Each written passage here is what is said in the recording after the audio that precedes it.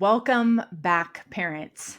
Listen, I don't know about you, but one of the most terrifying things to me as a parent is the idea that one of my kids might experience sexual abuse of some nature in their lifetime. And I know from personal experience as a young child just how prevalent it is and how easily it can happen, even in the presence of your own parents. I had a very close encounter as a 9-year-old girl when I was at a hotel with my entire family, my two siblings, my parents. We were leaving the hotel and my parents were up in the hotel room getting the luggage packed. My brother and sister had just left the parking lot to go back up into the room. And I was still in the parking lot putting my bag in the back of the van. And all of a sudden, this man pulls up in a nice vehicle. He was dressed in a suit and he called out to me from the back of the van and just said, "Hey, I'm looking for this business and I'm not from here." And he stretched a map across his lap out the window and invited me over to help him kind of navigate where he was going. Well, as a young girl, I was thinking, oh, somebody's asking my opinion. I might be able to help them. And because he looked like a reputable businessman, like almost like my grandpa, I thought this could be safe. So I approached the car. And as I did, he collapsed the map. And I quickly saw that he was exposing himself to me. And he whispered to me, "I had a couple young girls your age like this last night." And I turned on my heel and ran as fast as I could back to my hotel room. So I escaped that. He drove away quickly. I was able to kind of recognize what the car looked like, but had no idea what his license plate looked like. We were in a different state. It was an unfamiliar territory for me, but what a blessing that nothing happened to me. So this is kind of a topic that's near and dear to my heart. And I wanted to bring on the show an expert, someone who has been in the field for a good amount of time and has really taken, initiative to talk to parents about how to, number one, prevent sexual abuse in their kids, but also what to do if it does end up happening. So welcome to the show, Eli Harwood. Thank you, Jordan. Love to be here with you. So glad to have you. This is a topic that we haven't had on our show yet, and it's something so necessary. Yes. And so I just wanted to know from your perspective, what interests you about sexual abuse and attachment and trauma? So I come from a family where if you were to put up a Christmas tree and the ornaments were going to represent my family's story, there would be a lot of ornaments on that tree that were around addiction. There'd be a lot of ornaments on that tree that would be around mental illness. And there would be a lot of ornaments on that tree around abuse and specifically sexual abuse. So a product of many, many, many, many different experiences of abuse and trauma that were very unresolved. And so I came into the world really under my mother's leadership around the time that I was 9 years old. She made a decision to really shift the security in our family and went and got help for herself. And in doing that, really shifted the trajectory of my life and our lives. But we still had a lot of familial baggage to unpack. So I spent a lot of my teens and 20s unpacking my family's baggage. And not a small amount of it was related to childhood sexual abuse. Wow. So that is kind of where my personal life became my professional life. I eventually decided, I think I'm going to be a shrink. I think that's what I'm going to do. And so I went to graduate school and became a counselor.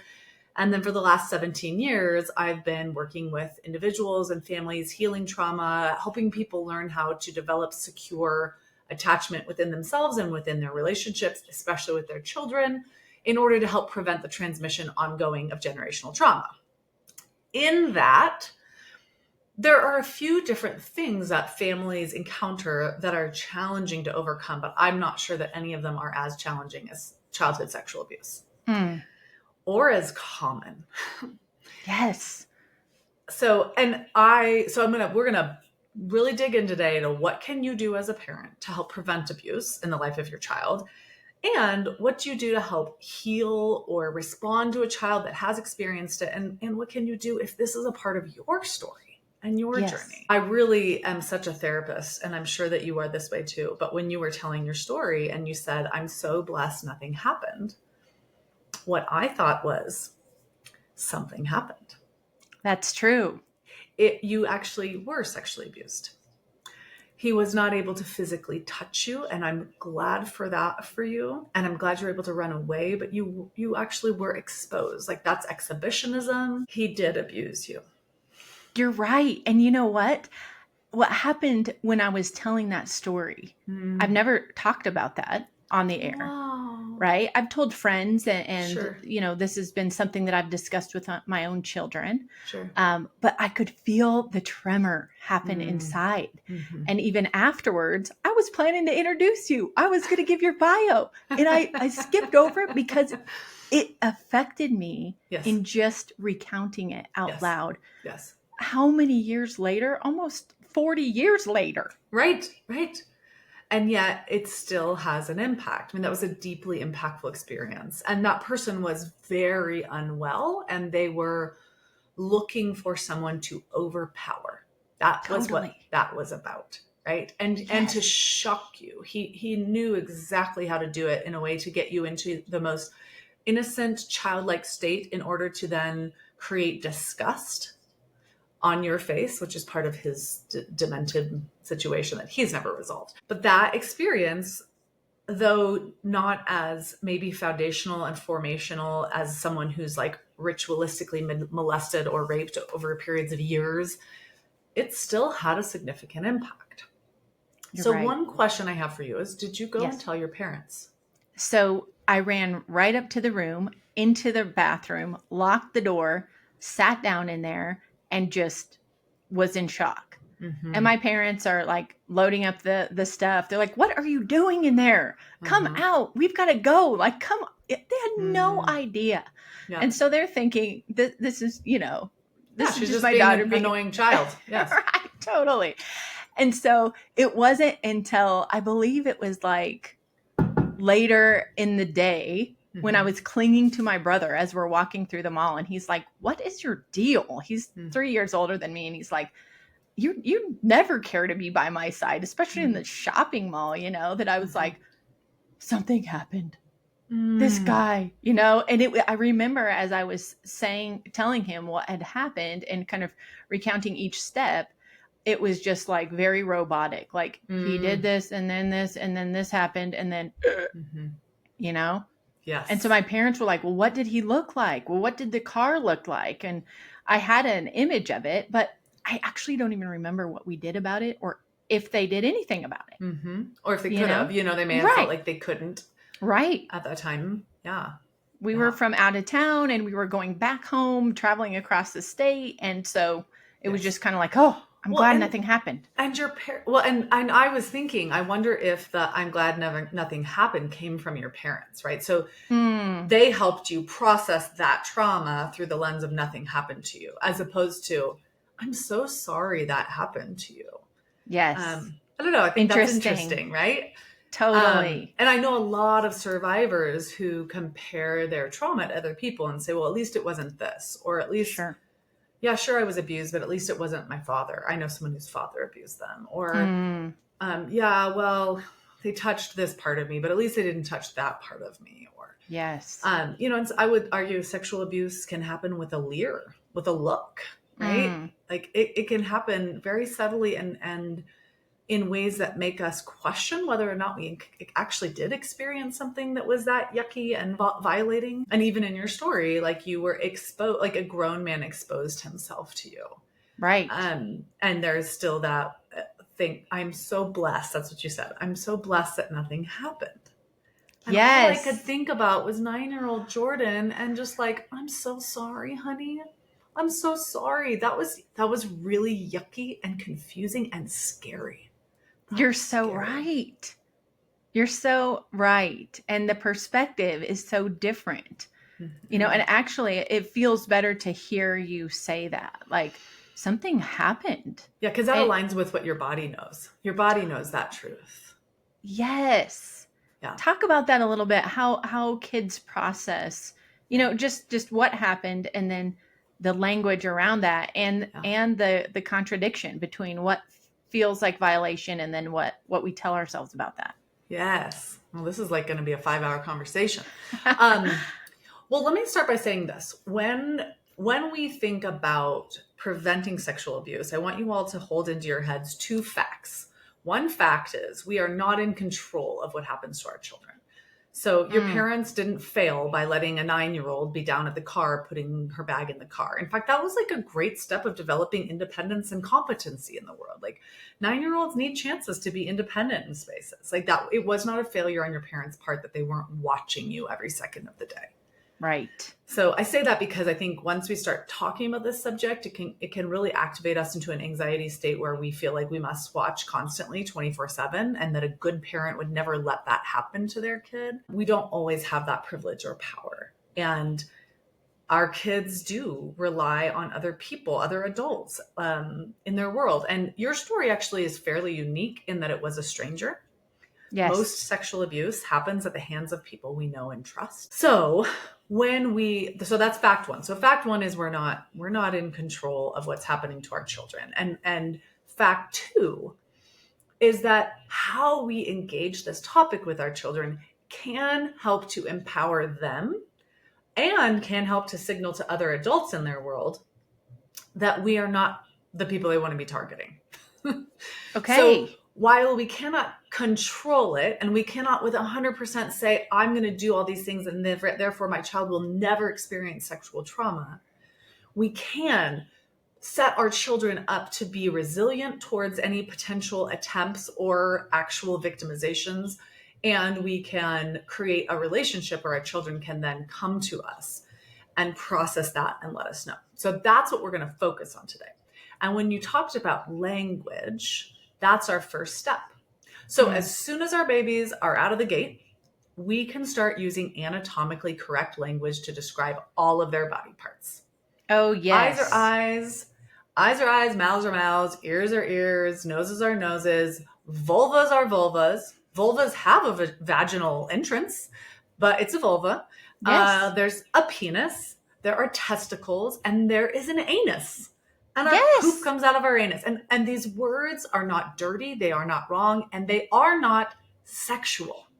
Mm. And people often get confused by this. Like, no, those are sexual body parts. No, those are body parts. In Yes. fact, the penis and the vulva do far more urinating than they do anything else. Right. Way more. You're so So in that right. way, they're far more about our liver and cleaning out toxins than they are Sure. about sexuality. Our most sexual body part is our brain. So Mm. sexuality stems from arousal in the brain, and arousal in the brain affects other body parts. And a lot of sexual engagement happens in the context of genitals, but it also happens in the context of faces. Did I lose you? No, we're here. Okay, I just want to make sure because your video went blank, and I'm sure you can edit all this out. But body parts are not sexual until the brain engages in a sexually developed, mature place. So until puberty, until we begin to have some level of sexuality developing, body parts are not sexual at all. Mm. And I say that to help everyone out there who feels really uncomfortable saying anus, because I still do. Even saying it now, it feels like it should be bleeped out. Yes. Because it wasn't language we used. My mom was a little bit ahead of the curve, and so we weren't allowed to say boob. We said breast. We Yes. said penis, and we said vagina. And what she knew was that what Mr. Rogers says so succinctly, what is mentionable is manageable. So if our children do not feel comfort talking about body parts that are usually targeted in sexual abuse, how can they possibly bring it up to us? We're wanting to give them the type of vernacular that makes it easy to talk about what's going on. We also do it because it signals to predators that these are children that are having conversations with the grown-ups in their world about uncomfortable topics. So Mm. this is a child that is likely to say something. Great. It also makes it more likely that criminal charges will be successfully turned into criminal verdicts, right? So Yes. if a child is testifying about sexual abuse and they say, and then this person touched my cookie, there's a famous case where this is what the child said. Well, there's reasonable doubt, and Oh, you cannot, as a jury, convict someone of a crime when there's reasonable doubt. right. And so we want to empower our children to talk about all parts of their body without shame. And this is also helping them develop healthy sexuality later on. There's Sure. the problem of our children being sexualized and sexually abused too early. But there's also the problem of our children feeling such immense shame about sexuality that well into their marriages, they still feel dirty when they Oh, engage their partner in sex. Right. right. So we want our children to be sexually free and sexually well, which means that early on we are sending the message there is nothing wrong. There's nothing shameful. There's nothing embarrassing about these body parts in particular. Right. So that's step one. Language. It's all about the language. Call it what it is, people. Anatomically correct words. Yep. Yes. And if you are not comfortable with those words, just maybe practice. Sit in your bathroom. I mean, I know this sounds hilarious, but literally sit in your bathroom and go, penis, testicles, and laugh a little and get a little uncomfortable. And then remind yourself, like, I can say toe, I can say testicle. Just Yes. a body part. It's a body part. Eli, Right? I have to admit, when my son was young, he was probably 8 or 9. We were having these talks with him, and he would get so red-faced about the word penis or vagina. Yep. And so we had this thing where we said, he was rolling around on the floor in the living room, and we're like, say it 3 times, say it 3 times. It was almost like we were torturing him, because we're like, we're trying to kind of desensitize him to this language. And he laughed, and he said it, and he laughed, and he said it, and he laughed, and he said it. And now it's fine. Yes. Right? Yes. He's comfortable, he's familiar. That's what he calls it. He's helping his siblings understand that, it's just what we call it. Totally. It's not a bad word. You know?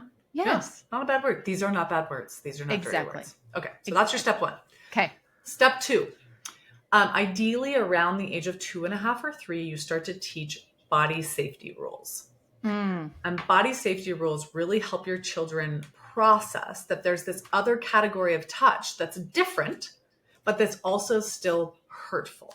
So kids by that age already know we don't bite, we don't kick, we don't hit, we don't punch. Hopefully they already know all those things. Right. In addition to that, we don't touch or look at or ask to look at or expose parts of our bodies that belong under our swimsuits to people outside of our family unit.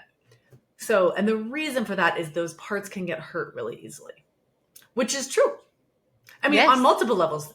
Infections, urinary tract infections, all those parts have more tender skin. They could get injured more easily. If you're a boy and you've ever been kicked where it counts, that hurts. in the penis, it's really high nerve bundled, right? So there's lots of nerves in those areas. So pain comes more readily. So we're helping them understand those are just off limit places. And we want to really empower them to do that. The other night, even I was like playing with one of my 3.5-year-olds, and I kind of went and did a butt pinchy thing. That's like such a parent thing. They're so totally cute, and you just want to pinch their butt. And she goes, "Mom, that's my private part. Don't touch my butt." And I went, "Oh yeah. Oh my gosh. Thank you for reminding me. Good job." That's right. Because we want them to scare off adult predators, but we also want them to be able to feel really empowered with their peers who may have been abused by an adult predator and may be playing out some of that behavior as they're trying to process what happened to them with our children. So we're talking about it. I set up body safety rules every time another kid comes over, and every time my kid goes over to another house. Right before they leave, I say, "Okay, who wants to remind me what the body safety rules are?" I get it fresh in their heads. We go over, no hitting, no biting, no kicking, no spitting. They always add something like no name calling. I'm like, great. And what about the parts that are under our swimsuits? What about our vulvas, our penises, our bottoms, our anuses? What about that? Are we allowed to touch those parts? Do we look at those parts? What do we do? No. Okay. And then we don't look at pictures of those things either. So if someone tries to show you a picture of some of those body parts, like especially grown-up body parts, That's not something they're supposed to be doing. We can look at drawings and books, you can ask questions, you can look at your own body parts, but we're basically trying to help prevent pornography exposure. Yes, I Right? appreciate that so much. And I'm wondering, when you talk to parents about this and the body safety rules, do they say like, oh no, but I'm afraid if I bring this up to them right before they, get together with their friends, that's going to create even more. Right. And that's going to create curiosity. I think that I'm sure you have this too. Like, it's a strange thing to be a therapist in the world. So I think people relate to me differently than probably they do the average parent. Totally. But what I usually do is I say, hey, is it cool with you if I review the body safety rules? And I think because they're rules, most people feel good with that. Yeah. I've never had anyone say no. Honestly, I think most of the parents I'm around are really, how do we say this? They're taking notes. Yeah. So, and I want everyone to know that like the more that we address these things, the less covert curiosity our kids have to have. So the less likely they're going to play it out versus just talk about it with us, ask us questions. We're creating an open dialogue so that they don't, what happens with kids who grow up in families who refuse to talk about any body parts or any rules around sexual abuse is they get the memo that mom and dad don't want to talk about this, or mom and mom, or dad and dad, or whatever. Like this is not a topic that they can handle. And so instead, I'm going to take all this curiosity I have into my peer group. Oh, yeah. And I'm going to ask to look under someone's skirt, or I'm going to ask to and that's when, play comes in, and that's different than abuse. Like kids do get curious and that happens. And I don't think that is always traumatizing to every kid. I think it depends on the kid and the age gap and all sorts of things. But it's still best that they come to us. So yes, we're really here's the thing. And for your listeners to know, if you go to attachmentnerd.com, there's a freebies section, and I have a poster that you can download of my body safety rules for free. So you can just go download it, put it up in your house, get used to it, talk about it on play dates. Attachmentnerd.com. Yes. Go there. So the other piece of this puzzle is when our kids are younger and they really can't verbalize what's happening around them or process it, or if they're neurodivergent in some way where they really aren't verbal at all. We want to signal to anyone we leave them in their care of that we're thinking about these things, because an adult predator, pedophile, is targeting children they feel they can overpower without getting caught. And so we want to signal to them, I'm watching. And because we don't know who those predators are, they are more likely to be men than women, but many women still do assault and abuse. We want to just go ahead and cover the whole gamut, right? So whenever my kids started a new school, I say something along the lines of, hey, by the way, I'm teaching all my kids anatomically correct language. I just want to make sure you're comfortable with that, because they may say, will you wipe my anus? And you might look at them cross-eyed like, wipe my anus? What? Whoa, my goodness. But the reason I teach them that is because they are far less likely to get targeted by a predator, because now that predator knows that I am paying close attention and my children and I are talking about sexual abuse. Love it. Yes. And if you have caregivers and youth leaders and pastors, I'm using all those words because I've heard one too many of those stories. Right. Grandparents, uncles, aunts, neighbors, babysitters. So they've all been warned. They are far less likely to then try to covertly groom your child and abuse your child, because you've just signaled this is a risky place to do that. Yes. Oh, such good advice. Use the language, let them know. Yes. Right? We talk about these things. They may bring this up, and this is acceptable in our home. Yep. I remember getting a phone call from my son's teacher when I think he was in second grade, and she was like, we've got a problem. Oh no. He used the word penis, and it really alarmed people in the class and the other kids. And I was like, well, what were you talking about? And she told me, and it was perfectly appropriate. He was like on point. And I said, that's what we call this body part. That's what it's called. It's what it is. We made him roll around on the floor and say it over and over again. That's right. We tried to condition him to say this, and now you're saying it's a problem? What? Yes. But that's about their discomfort. Yes. And as a caregiver, what you really want to do is you want to be aware of people that are offended, like defensive, That's not a good sign. Why is that person defensive? Some people are uncomfortable, which I think is different than being highly defensive about it. But if Sure. someone's highly defensive about it, that's probably not a great environment for your kid to be in. Mm-hmm. And maybe consider another environment if you have the privilege and the capacity to do that. Totally. I would not keep my kids in a daycare with a daycare provider who reacted negatively to my little spiel about anatomically correct words. That'd be a Yes. red flag for me. It's like, okay, we're I'd moving say, on from okay, here. I lost you again for a little bit. Okay, I'm back now. Are you there? I am. Do you want to jump in and talk about grooming stuff now? Yeah. Okay.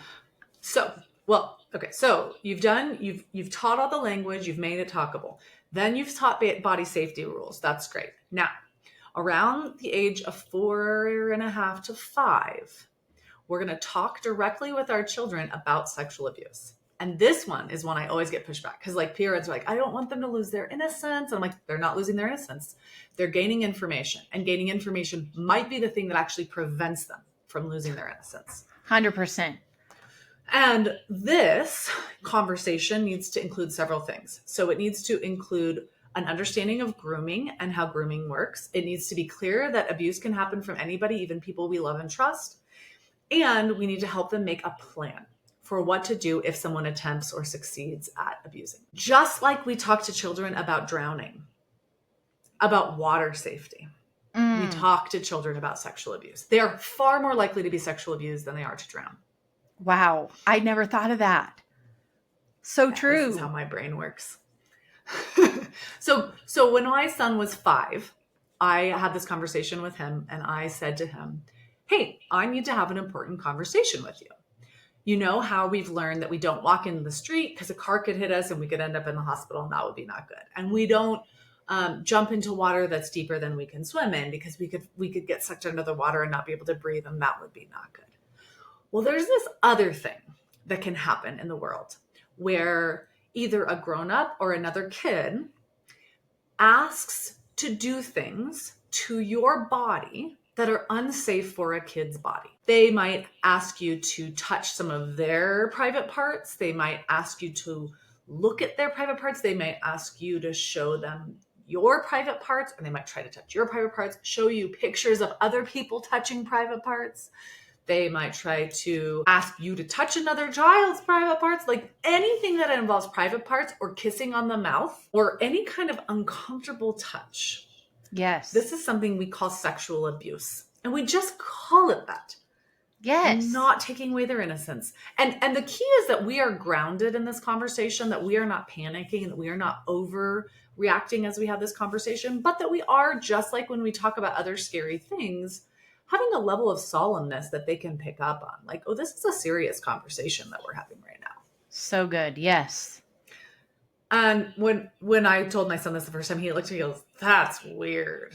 Right? He's 5. Yes. He already knows that's weird. And I was like, I know. It's like, why did they do that? And I was like, Yes. a lot of people have really messed up experiences when they were kids, and they just never, ever get better. And they just do it to other kids instead of actually thinking about what happened to them and dealing with them. He's like, okay. Yes. And I want to underscore how capable our kids are of these conversations at 5 years old. Yes. They get it. They understand. They ask clarifying questions. They're like, yes. Tell me why somebody would want to do that. Like they understand the dignity of their bodies and the safety that you have provided in your home. And so it's very like they need this conversation. Like, tell me why that would happen and how to recognize it or what to do. How do I stand up for myself if that person does this, Yep. So then I explained, here's what they usually do to get you there. So usually that person is going to do things to put you in a position to make it hard for you to say no. So they might make you feel extra special, give you special treats or special attention, or make you think that like somehow they're an extra important person in your life. So that when they ask you to do one of these things, or when they start doing these things to you, you feel guilty about saying no because you feel bonded to them already. Oh, yes. So, and you explain, like, if someone gave you a brand new stuffed animal and it was something you really loved and you loved it, and then a couple weeks later they said, well, now I want to punch you in the face because I gave you a stuffed animal, you might feel kind of confused. Like, wait a minute, I'm confused. And maybe you would like pause for a second and not know what to say. And then they punch you in the face and then you're like super confused. Right. And then they give you something else. And then you think, well, maybe they're not mad at me and I don't know what to do with this. That's how these people work. They confuse you with kindness. That's what grooming is. They confuse you with kindness, or sometimes they make up lies to scare you. So they might say something like, if you don't do this, then I'm going to hurt your mom and dad. Right. And I want you to know that these are the type of people who make things up. They're the type of people that hurt kids. So you already know that they're not really trustworthy characters. So if they say like this bad thing is going to happen, I want you to know it's not true. That's not what's going to happen. They just know that you don't know that. And they know that you're a kid and they're trying to scare you so they can get what they want from you. You explain to them that these people are trying to trick you and you're not going to get tricked. Yes. Right? You're onto them. Yep. You sniffed it out. And this is exactly as weird and as uncomfortable as it seems. That's right. It feels weird because it is weird. Yes. So then we start working on a plan. And so we came up with, what do we think our plan is? And he came up with run, yell, tell. Run, yell, tell. I was like, that's great. Run, yell, tell. Absolutely. So if someone starts to say something that makes you uncomfortable or look at you in an uncomfortable way, you can just run away, yell loudly so that the people who you know can help you will help you, and then tell them what it was that happened and made you uncomfortable. Mm-hmm. And we identified who his safe people were at that stage of his life, both inside my home, outside of my home, within relatives, that he could always go tell these people if something happens. Then, and this is important, we did a role play. And once you hear what happened in my role play, you'll be like, oh my gosh, this is so interesting how kids' brains work. So I said, okay, let's pretend that someone says to you, I'll give you $100 if you tickle my penis. Yeah. What do you do? And I was expecting him, because we just had the conversation, to say, run, yell, tell. Right. Instead, he looked at me and he goes, maybe $100 is a lot of money. Yes. And I thought, oh my gosh, yes, I understand the value of his intact sexual development. Yes. He doesn't understand that because he hasn't sexually developed. And so like, he just wasn't sure. He's like, maybe she's tricking me here. Like, right. Maybe $100 is worth it. Right. And so with him, I come from a background of privilege where I really could follow up on this offer. So when you use your example, don't use $100. Say, what if someone offers you $10 to tickle your penis? What do you do? Right. But I told him, listen, anytime anyone offers you anything, to touch your private parts, to touch their private parts, to look at pictures of private parts, any of that, whatever the offer is, I will double it. Oh, I love that. So wise. Kids can then in that moment be like, oh, this is a cool stuffed animal, but I already know my mom said she'd get me too. Yes. And so, I mean, this obviously can get tricky if you are in a context where all of a sudden other grandma and grandpa are offering your kids toys, and then they come back and are like, I told grandma no, because you'd get me too. Right. And you say like, no, I'm talking about if someone is trying to hurt you by touching you or having you touch them or looking at all that stuff. So you're repeating all those things over and over. So they really have it in their head. And then the key is to continue to bring it up over time in a nonchalant way. Hey, just checking in. We had that conversation about sexual abuse. Do you have any thoughts or questions of anything come up? Has there been anything that's happened that's felt like that in the past or recently? Yes. And then continuing over the years. And I would say, if you're not noticing any concerning signs in your children, like they've become all of a sudden incredibly sullen and they're not talking to you about anything. And, that's a disturbing, like, what's going on. Let's say your kid is acting fairly regulated and well, I don't know, maybe every once a month, it's just like a check-in. Hey, we haven't talked about sexual abuse in a while. Has anything happened that's made you uncomfortable? Has anyone been creepy with you? Or, have you heard of anything happening to anybody else? And most of the time they're going to say no. And that's great. But you've set the stage that it's something they can bring to you if and when they are able to and ready to. Sometimes it takes kids a while to disclose. Yes. Kind of like what you went through. It takes a while to even process what happened. It's like, what Totally. just happened? Yes. What was that? Yes. And so I love the idea of bringing it up, and bringing it up and checking in. Yes, I'm so sorry. We keep getting off on our sound here. If it's a grown up, that grown up has also probably made the child feel like it was their fault or it didn't really happen. There was probably gaslighting, so there's stuff our kids are having to process through.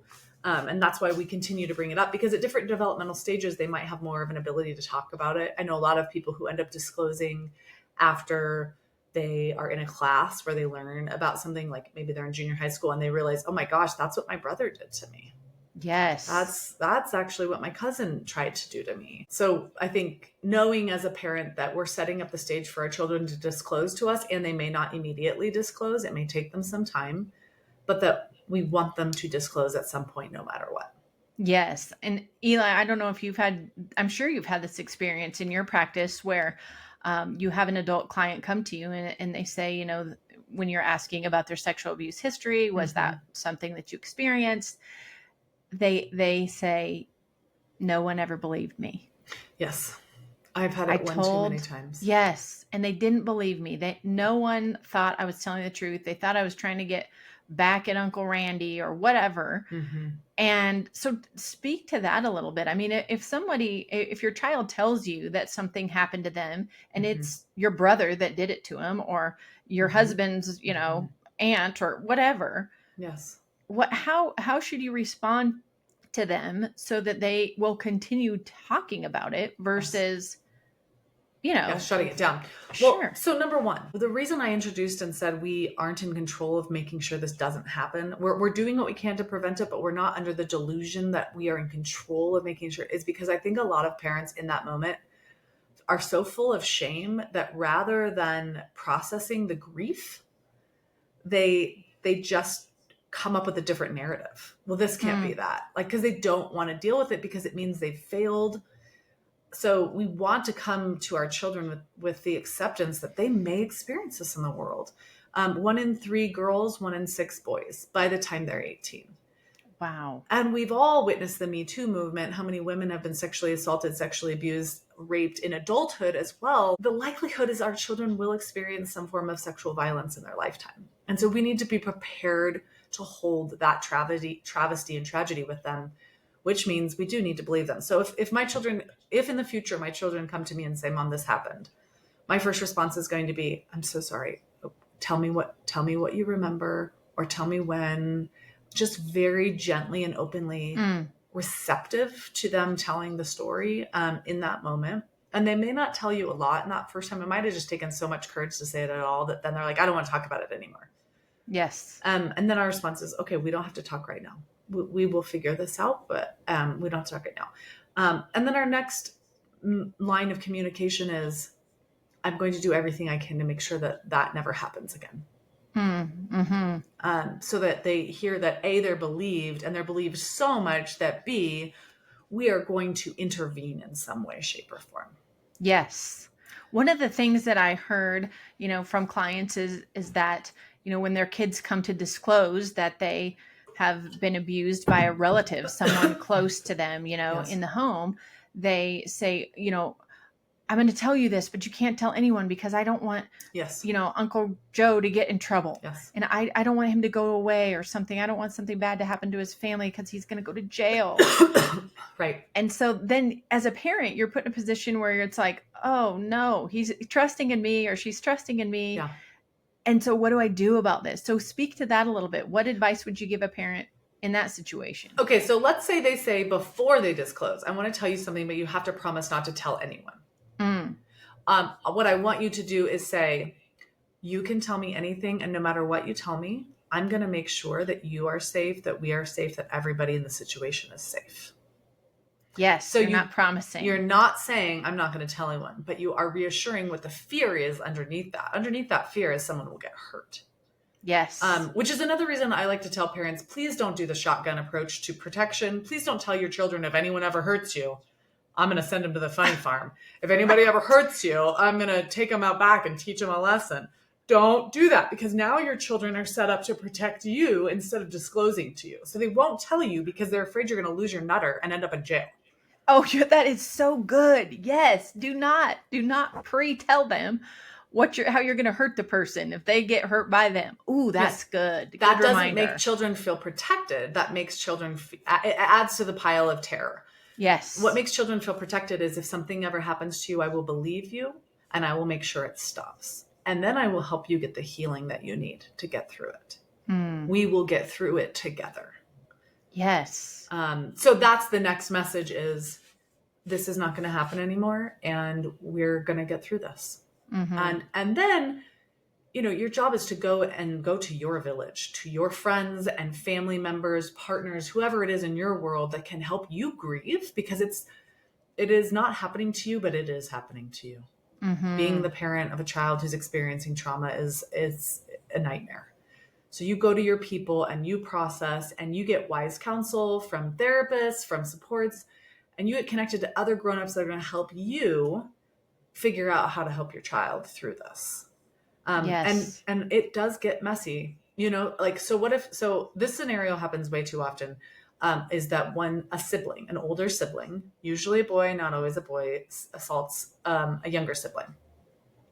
And so the younger sibling discloses to you and your brain freezes because you were only prepared to deal with some psychopathic pedophile. And you were going to just call the cops and end their life as they knew it. Yes. And now it's your other child. Oh, so different. It's so different. And it's unfortunately not uncommon. 33% of all sexual abuse happens from child to child. I believe that. 80% of sexual abuse happens at the hands of someone we know and trust. So, like I said, you were in a small percentage of people that experience sexual abuse outside of those contexts. But so if that's the situation and one sibling to the next, you're going to have to do a lot of different forms of investigating. So first of all, you're communicating to the younger sibling. I'm so proud of you for telling me. That was so brave. Yes. And they're like, is Danny going to get in trouble? And you're like, Danny is going to get help. We are going to make sure that whatever's going on with Danny gets what it needs, but he is not going to be able to do that to you again. Yes. Okay? This won't happen again. I'm so proud of you. And then you're going to have a lot of complexity. And this is why you need to have a professional in your corner if this has occurred in your life. And I know a lot of people get freaked out because they're like, well, what if CPS gets called? First of all, I want everyone to know that CPS very rarely takes kids out of homes. They don't want to take your kid out of your home. They don't want to pay to take your kid out of your home. Like, they're really only going to take kids out of homes where caregivers are truly neglectful and are truly abusive. Yes. So even if CPS gets called, what that will actually likely unlock in your life is more resources. Yes. Agreed. If they don't, they don't. But if they do. So if you're sharing with a therapist, hey, this is what my child told me, that their sibling was touching their private parts or having them, this is a specific scenario. I've worked with a sibling sexual abuse. An older sibling was having a younger sibling take all their clothes off, take a shower, and do gymnastics moves in the shower. Okay. Haven't heard that one before, but things happen. That's right. So, this is what's happened. And you're telling a therapist, this is what's happened. You want the therapist to help you really evaluate and make sure that's all that has happened. Yes. Not that isn't in itself traumatic, confusing, disorienting, and a form of trauma, but that we want to make sure there's not other stuff going on. What's the full extent of this? And then we want to make sure that we know what it is that's motivating that older child. Is this curiosity? Right? So again, maybe we've raised our children not talking about these things because we were told they were bad and scary and we thought we weren't supposed to. And so we didn't. And so now we have an 11-year-old boy in the home who's very curious about bodies and is like, well, my sister has a body and I want to see what it looks like. And so they're trying, is it motivated by curiosity, or has this child been exposed to pornography early? Have they had their own trauma from somebody else, another child or another grown-up? We're really wanting to evaluate what's going on.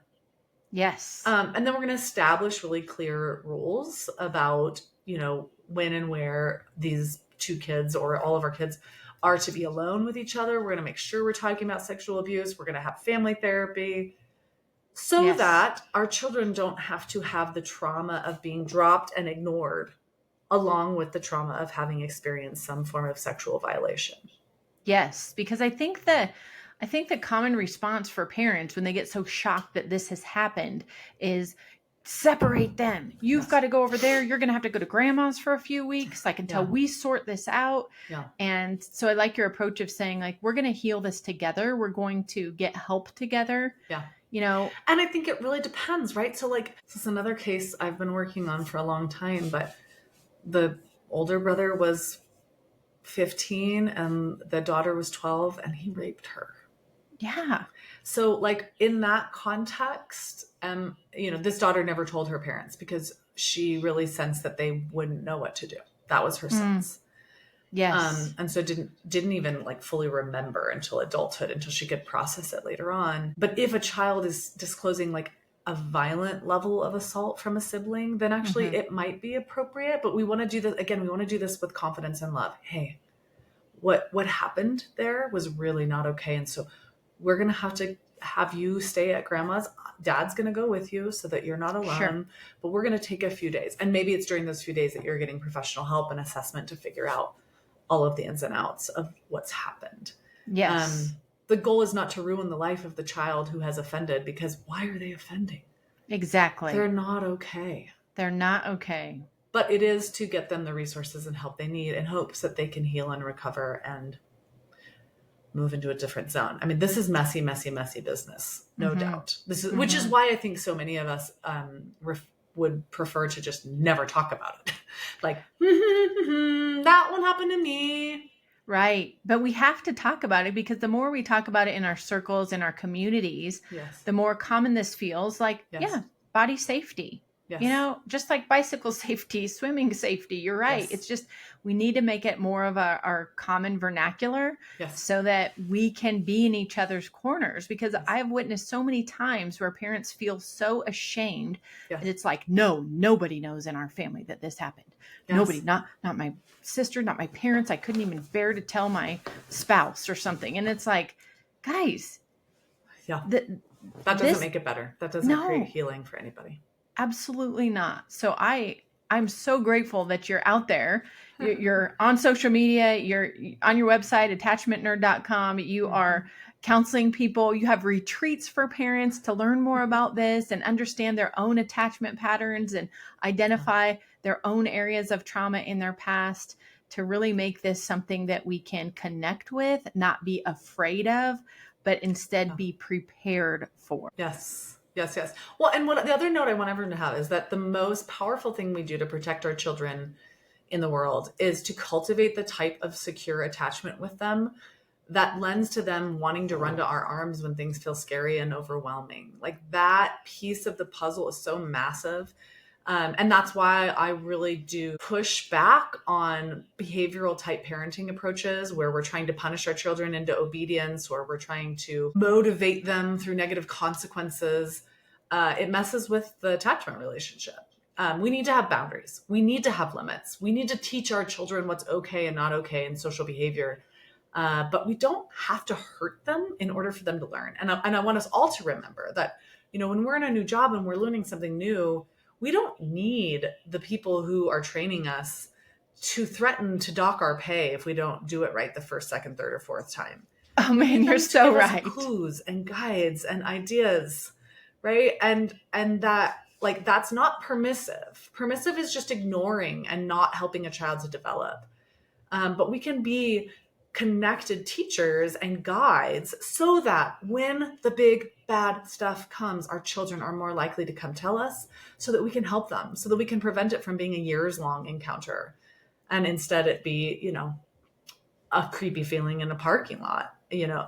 Yes. Like, that's, we want our children to be able to have resilience, and resilience comes from connection. Yes, you're so right. I was talking about my own experience that I shared earlier with my parents, and my parents said, our parents never talked about this stuff with us. Yeah. So why would they talk to us about this? Right. It's like, they're thinking like, well, that wasn't common talk around our house. Like, nobody shared about that. You kind of heard about it from people who had already experienced something bad. But, what you're saying is lay the foundation early with your kids, 4 to 5. Make Yep. this common talk. Yep. Don't scare them every time they do something wrong by punishing them and only rewarding like pure obedience without questioning anything, right? Because that creates fear and they're just obeying because they're afraid of you. Yeah, that's compliance. We want our children to be cooperative, but not compliant, because we all know that not every person in power in the world is wielding their power with kindness and grace and creativity, right? And so like there are places we want our children to defy authority. Yes. And we definitely want them to defy the authority of a grown-up who's trying to sexually abuse them and grooming them. And we can't teach them that skill if we're also teaching them blind obedience. So we have to think in relational terms. I have so much more information. So there's a whole few, can't talk. There's a whole free webinar on sexual abuse prevention where I go even more in depth through each of the stages and how you think about that. And I give examples. You can kind of watch me like talk to a pretend baby about their body parts, etc., so that you can get kind of deeper, more details on this prevention process, as well as heaps and heaps and heaps of information in my membership where you can go watch videos on how to stay calm when your child is upset, or how to help you and your partner get on the same page about parenting, kind of all the things entailed in cultivating secure attachment for our kids. And the biggest piece of what we know from the data of how we offer our children secure attachment experiences with us is about, have we done our own work about our own attachment experiences? So have we reflected on what we experienced growing up with our caregivers? Have we grieved any parts of that were insecure or painful? And then we can start to apply and grow and relate to our kids in more secure ways. So that's what my book is. It's not a parenting book. It's actually to help you go back and learn what happened to you, how it impacted you. There's a section that like references sexual abuse, because that can be a piece of your attachment puzzle. If you were sexually abused and then you shut down and you stopped going to your parents about anything, that affected your attachment pattern. And then a whole section on kind of what you developed as coping skills, and then how can you now learn to rely securely on the other adults in your life. So how can you build secure attachment relationships that co-regulate and support you? And because if we aren't doing that, we can't give our kids what they need. We're just going to get overstimulated, overtired. We're going to be pissy. We're going to revert back to some of those patterns that we learned when we were little. So that is the like last resource I have, is my book, Securely Attached. I love it. And it's beautifully designed. You have such a unique look about yourself, about your website, attachmentnerd.com, your book. When did it come out? It's recent. 2 weeks. It actually comes out November 21st. So we're 12 days away. The countdown. Yes. Exciting. You guys, you have to get a copy. I've linked the Amazon,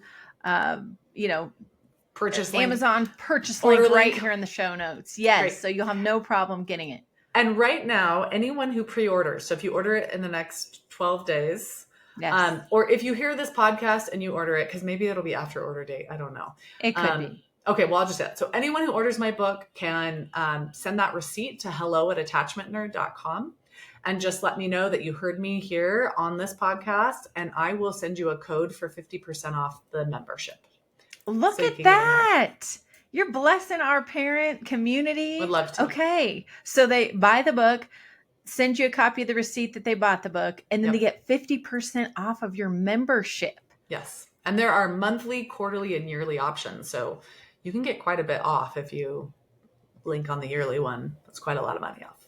So. Yes. And if you're new to Eli and her message and her, her brand, Attachment Nerd, which I just love, because I don't know that you're a nerd, but you definitely you bring the brains and the science behind all this attachment, theory and make it so practical for people. Oh. But if you're not ready to jump into a membership, follow her on Instagram, please. TikTok. She's got 1 billion videos, short reels, long webinars, like PDFs, like downloadable resources, free resources that go with the video. So I'm a very visually oriented person. Like I have to hear it, but then I want a worksheet or a printable that I can write on. And you've got them both. So jam-packed with resources at Attachment Nerd. Yes. Yes, so blessed to have you on our show.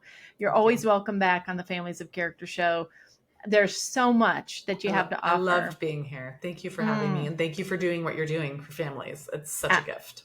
Absolutely. Guys, go to our website, familiesofcharacter.com, hit the shop button, and you will be able to see whatever coaching options we have going on currently and get notified of the new ones. Also, when this episode launched, you got an email in your inbox. So we send out an email every Tuesday. So you can sign up for our newsletter at familiesofcharacter.com. Just hit the subscribe button up top. And if you're listening to this on audio, but you want to see what we look like talking back and forth and this gal's style, her rockin' earrings and her lipstick, which is her signature look, go to YouTube and check us out. It's on our YouTube channel, Families of Character, and you can watch there. So again, thank you very much, Eli, for sharing and blessing our community with such practical resources and giving us hope about prevention and intervention with sexual abuse. Thank you for having me, Jordan. Yes. Okay, guys, we'll catch you on another episode real soon.